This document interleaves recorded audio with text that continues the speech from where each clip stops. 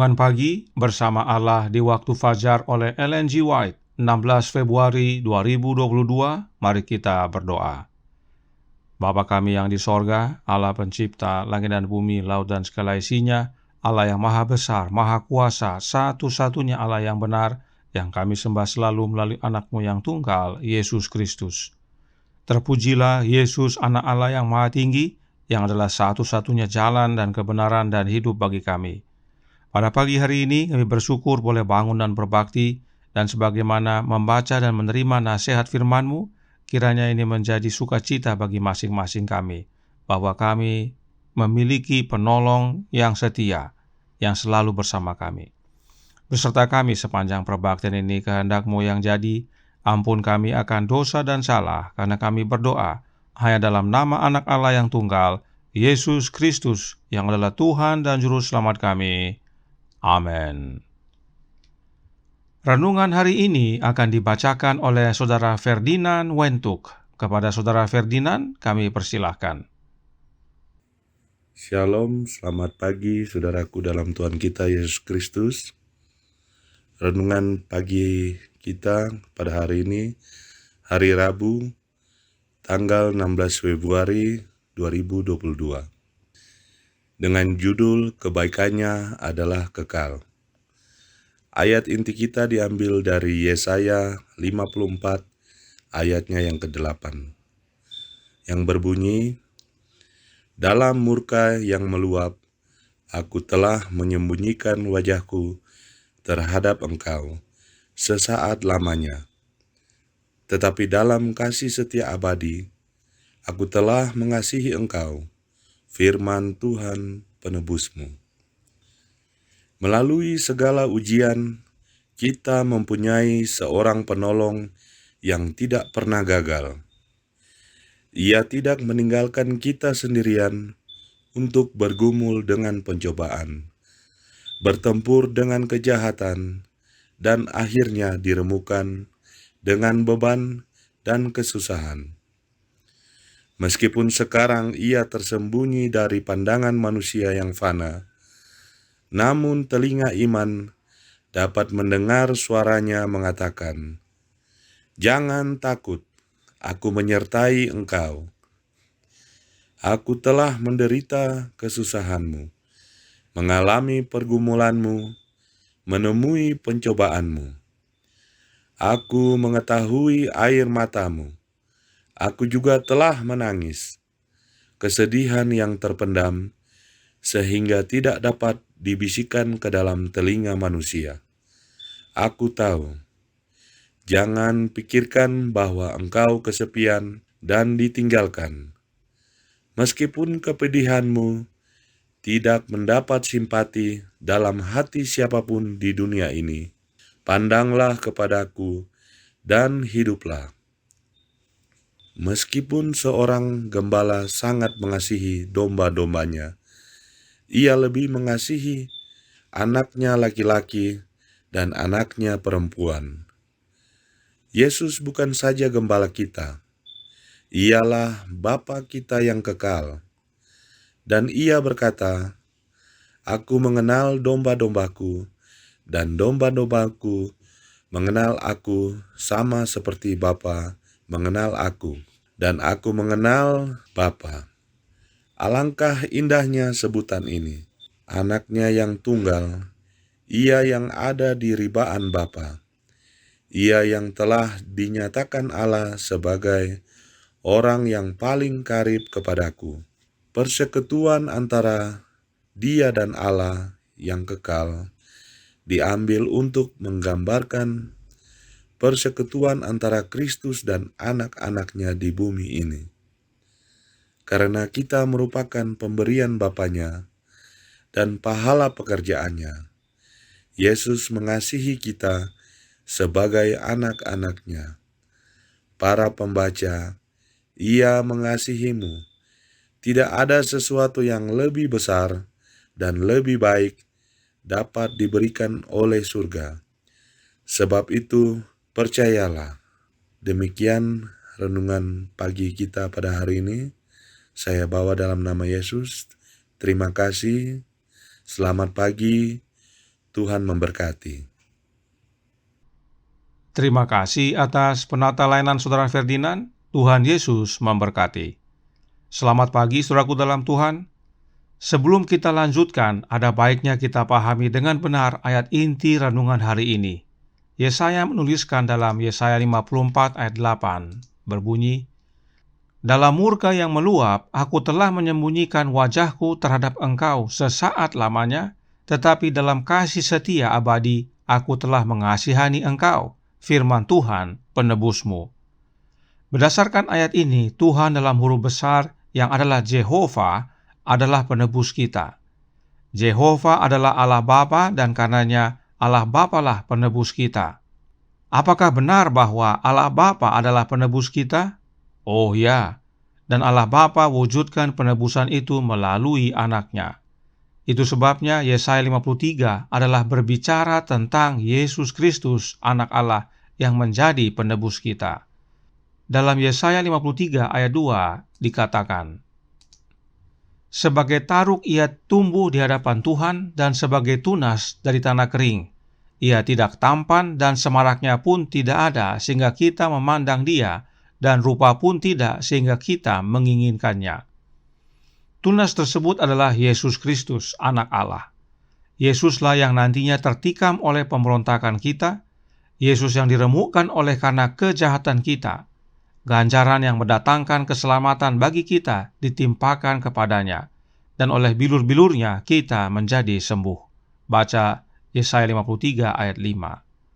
Karenanya benar bahwa Allah Bapa adalah penebus kita, dan penebusan itu Allah Bapa wujudkan dengan mengaruniakan anaknya yang tunggal bagi kita. Mengapa hal ini penting sekali kita ketahui? Karena penolong kita adalah Allah Bapa, dan Dia wujudkan pertolongannya melalui anaknya. Renungan hari ini berkata dalam Bersama Allah di Waktu Fajar halaman 63 paragraf 1. Melalui segala ujian, kita mempunyai seorang penolong yang tidak pernah gagal. Ia tidak meninggalkan kita sendirian untuk bergumul dengan pencobaan, bertempur dengan kejahatan dan akhirnya diremukkan dengan beban dan kesusahan. Meskipun sekarang ia tersembunyi dari pandangan manusia yang fana, namun telinga iman dapat mendengar suaranya mengatakan, "Jangan takut, aku menyertai engkau." Siapakah dia yang tidak kelihatan ini, yang menjadi penolong kita yang tidak pernah gagal? Roh Nubuat menjawab dalam Gospel Workers tahun 1892 halaman 418 paragraf pertama, berkata, "Untuk setiap jenis pencobaan ada obatnya. Kita tidak dibiarkan sendiri untuk berperang melawan diri sendiri dan sifat berdosa kita dalam kekuatan kita yang terbatas. Yesus adalah penolong yang berkuasa, bantuan yang tidak pernah gagal." Penolong kita yang tidak pernah gagal adalah Yesus Kristus. Lalu, mengapa dia dikatakan tersembunyi dari pandangan manusia? Gospel Workers edisi 1892 halaman 460 paragraf 1 melanjutkan. Kata-kata kasar dan tidak simpatik yang kadang-kadang kita dengar diucapkan dan ketegaran hati yang kita lihat terwujud sepenuhnya bersifat setan, dan roh ini harus digantikan oleh Roh Kristus. Yesus meminta kita saling mengasihi sama seperti aku telah mengasihi kamu. Dengan demikian semua orang akan tahu bahwa kamu adalah murid-muridku, yaitu jikalau kamu saling mengasihi. Yohanes 13 ayat 34 dan 35. Dia adalah penolong kita yang berkuasa, dan jika dia tinggal di hati kita, kita akan menyatakan rohnya. Kita akan mengasihi satu sama lain, kita tidak bisa menahannya karena dia adalah kasih. Penolong yang berkuasa itu adalah Yesus, dan dia hadir dalam hidup kita oleh kehadiran rohnya, yaitu Roh Kristus. Karenanya Yesus tersembunyi dari pandangan kita, sebab dia hadir dalam hati kita oleh kehadiran rohnya. Dan memang Yesuslah yang telah berjanji kepada kita dalam Matius 28 ayat 20 dengan berkata, "Dan ketahuilah, aku menyertai kamu senantiasa sampai kepada akhir zaman." Dalam penjelasan yang lain, Roh Nubuat berkata, Our High Calling halaman 27 paragraf 5 berbunyi, Penolong yang berkuasa ada dekat untuk memberkati, mengangkat, dan memberi semangat bagi yang paling bersalah, paling berdosa, jika saja mereka mau memandang Dia dengan iman. Penolong yang berkuasa inilah yang mengerti kesusahan kita, yang telah mengalami pergumulan kita, yang telah menemui pencobaan kita. Dia juga telah menangis sebagaimana kita menangis. Penolong kita mengerti kondisi kita, sebab Dia telah menjadi sama seperti kita. Penolong kita itu adalah Yesus Kristus. Gospel Workers edisi 1892 halaman 225 paragraf 4 melanjutkan. Bagi kita ini adalah kasus hidup atau mati. Kita telah dilumpuhkan dengan kelumpuhan spiritual, dan setiap orang membutuhkan bantuan tabib besar. Dia sendiri yang bisa menjangkau kasus kita. Dia hanya menunggu untuk diundang oleh kita dengan hati yang tulus, dengan keinginan yang tulus. Tidak ada yang dibutuhkan selain persiapan hati dan doa yang sungguh-sungguh dan percaya untuk membawa Yesus ke pihak kita sebagai penolong yang berkuasa. Dia rindu datang. Jika kita mendengarkan suaranya dan membuka pintu, Dia akan masuk. Apa makna kalimat Dia sendiri yang bisa? Artinya tidak ada yang lain. Hanya Yesus yang bisa. Kenapa? Karena Yesus sebagai makhluk ilahi sudah menjadi manusia. Paulus menuliskan dalam Ibrani 2 ayat 16, sebab sesungguhnya bukan malaikat-malaikat yang Ia kasihani, tetapi keturunan Abraham yang Ia kasihani. Lalu ayat 17 melanjutkan, itulah sebabnya maka dalam segala hal Ia harus disamakan dengan saudara-saudaranya, supaya Ia menjadi imam besar yang menaruh belas kasihan dan yang setia kepada Allah untuk mendamaikan dosa seluruh bangsa.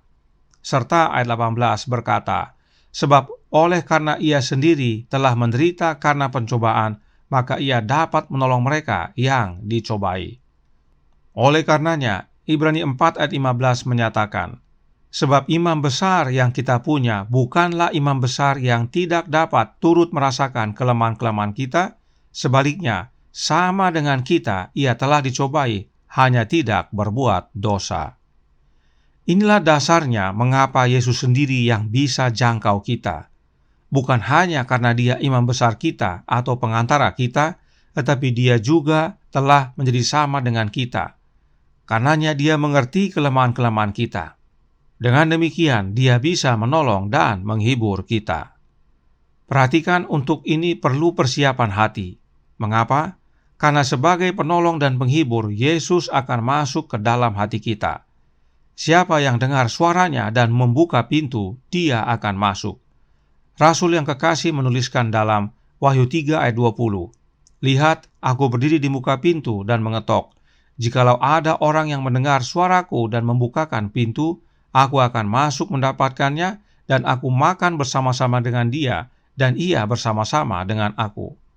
Siapakah aku ini? Dia adalah Yesus Kristus, dan Dia hadir dalam hati kita oleh kehadiran Roh-Nya. Ingat Galatia 4 ayat 6, Bapa mengirimkan Roh Anaknya ke dalam hati kita. Jadi, Yesuslah penolong yang berkuasa itu, dan Dia hadir dalam hati kita oleh kehadiran Roh-Nya. Inilah wujud kebaikan Allah yang kekal bagi kita.